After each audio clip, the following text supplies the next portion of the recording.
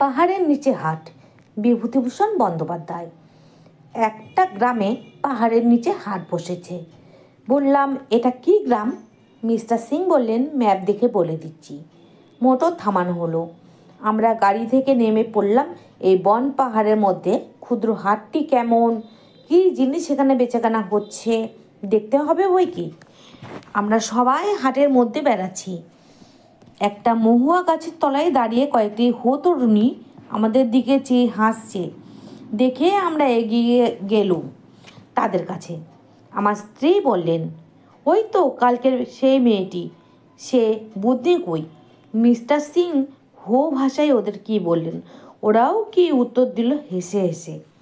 আমি বললাম, কি বলছে ওরা? বলছে, বাবুরা হাত দেখতে এলি? মেয়েগুলি কোত্থেকে এসেছে? ওরা বুদ্ধি কুইয়ের বন্ধুবান্ধব, হাট দেখতে এসেছে।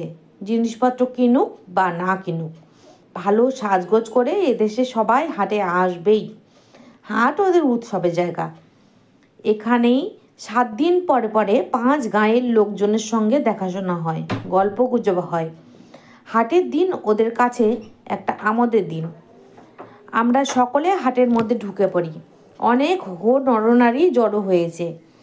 মেয়েদের চুলে প্রচুর করঞ্জা তেল, খোপা ঢিলে ও বাঁকা, তাতে বন্য ফুল গোজা। পুরুষদের প্রায় সকলেরই হাতে তীর ধনুক।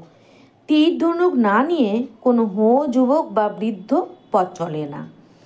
বিক্রি হচ্ছে যা গোটা সিংভূমের হাটে সাধারণত বিক্রি হয়ে থাকে।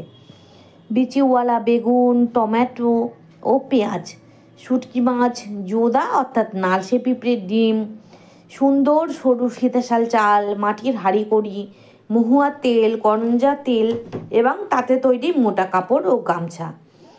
এদেশে মোটা চাল তত বেশি দেখা যায় না, যত দেখা যায় সরু সাদা ধবধবে সীতাশাল চাল। পাহাড়ি পাথুরে জমি নাকি সরু ধানের পক্ষে অনুকূল। বুদ্ধি কুইকে জিজ্ঞেস করা হলো, কি কিনবি রে হাটে? সে হাসতে হাসতে বললে, কিছুই না। তবে কেন এসেছিস? মুরগির লড়াই দেখতে।